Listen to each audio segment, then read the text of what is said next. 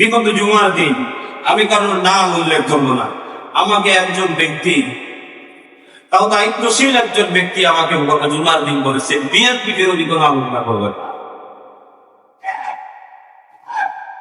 আমি আল্লাহর কোরআন হাতে নিয়ে বলতেছি, আমি এখানে বাংলাদেশ আওয়ামী লীগ, বাংলাদেশ বিএনপি, জাতীয়তাবাদী দল বিএনপি, বাংলাদেশ জামাতে ইসলামী কোন দলের দালালি করতে আমি এখানে আসব।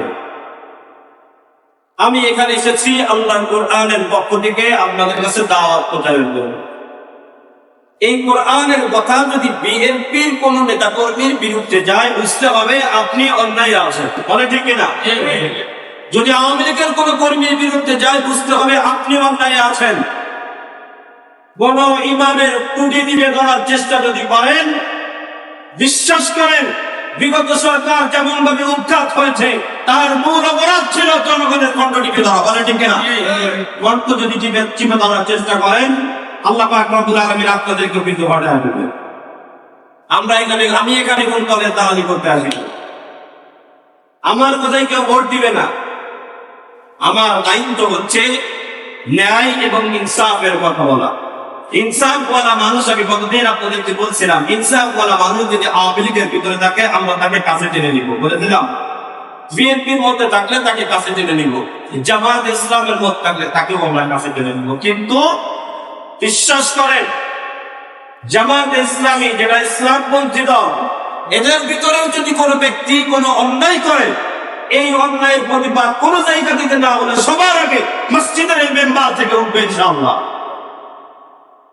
এই মেম্বারের এই জায়গাটা কাউকে ছাড় দেওয়ার জন্য নয়, কে সভাপতি, কে সেক্রেটারি, এগুলো দেখার জন্য নয়, কে চেয়ারম্যান, কে এমপি, কে মন্ত্রী, এগুলো দেখার জন্য নয়। এটা আল্লাহর ঘর। এখানে কথা হবে কোথায়, কিসের থেকে? সবাই বলেন কোরআন থেকে কথা হবে। কারোর পক্ষে, কারোর বাপ, কারোর স্বামী, কারোর দলের দালালি এখানে হবে, বলে ঠিক না? এই জন্য আমি এখানে, আপনাদের এখানে আজকে প্রথম না, আমি এখানে প্রায় 7 বছর। আমার আলোচনা কেমন আপনারা কম বেশি জান। আমি কারোর তেল দিয়েও কথা বলি না, কারোর বিরুদ্ধেও না। আমি কোরআন থেকে কথা বলি, হয়তো কারোর গায়ে লাগতে পারে, যার লাগবে সে নিজেকে শোধরাবে। আমার সাথে আপনাদের কারোর কোনো দ্বন্দ্ব নাই, আছে? সবাইকে আমি ভালো, আমি তো সবার বাড়িতে খাইতে যাই, ঠিক না? সবার বাড়িতে আমার মহব্বত, কারোর সাথে দ্বন্দ্ব নাই। তবে যে কথা একটু আগে বললাম, চরিত্রের ভিতরে পরিবর্তন আনেন। পূর্বের যারা, তাদেরকে দেখে শিক্ষা নেন, তারা মানুষের কড়ানি বেদনা ছিল, এর বিরুদ্ধে এই কথা বলা যাবে না, তার বিরুদ্ধে এই বলা যাবে না, আসলে আপনি অন্যায় করতেছেন কিন্তু বলা যাবে না। এটার কারণেই কিন্তু জনগণ খুশি উঠেছিল। এই জন্য একটা দল উল্লেখ করে বললাম, যেটা আমাকে বলা হয়েছে এই জন্য বললাম।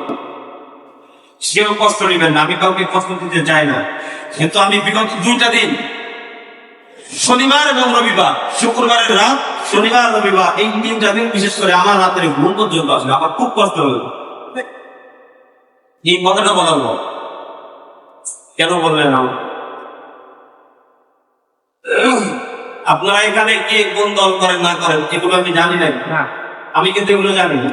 আমি আওয়ামী লীগের বিরুদ্ধেও আলোচনা করেছি, বিএনপির বিরুদ্ধেও আলোচনা করেছি। যে অন্যায় করুন তার বিপক্ষেই আমাদের মসজিদের মেম্বার থেকে আলোচনা আছে না নাই? ইতিপূর্বেও করেছি। এজন্য এগুলো নিয়ে কেউ আমার কানে কথা দিবেন না। আমি কারো দলের, কোন দলের, আল্লাহর কসম করে বলি, কোন দলের কোন দালালি করতে আমি আসবো না। তো আসুন, মুনাফিকের যে চরিত্র, মুজাবজাবিনা বাইনা যালিকা লা ইলাহা ইল্লাল্লাহু ওয়া লা ইলাহা ইল্লাল্লাহ, এখানে একটা পরিচয় আছে। এই জন্য এতগুলো কথা বললাম যে এরা এদিকেও যায় না, ওদিকেও আসে না, এরা চেষ্টা করে আমার গায়ে যেন ব্যথা না লাগে। বিগত 16 বছরের মধ্যে আমি 6-7 বছর তো আপনাদের সামনে কথা বলেছি, তখন তো আমার কেউ বলে নাই, কেউ কারোর বিরুদ্ধে কথা বলে না, তখন গায়ে লাগে না, এই জন্য বলেন না, ঠিক কিনা? ঠিক কিনা? এখন কি গায়ে লাগছে এই জন্য কথা বলেন। সুবিধাবাদ হওয়া যাবে না। সুবিধাবাদের পরিচয় হলো সে মুনাফিক। সব সময় এক বিষয়ের পরে যে অটল থাকবে সেই তো মুমিন, কথা বলে ঠিক? অন্যায় আসুক, অত্যাচার আসবে, জুলুম আসবে, নির্যাতন আসবে, সর্ব অবস্থায় সে আল্লাহর উপর বিশ্বাস করে থাকবে।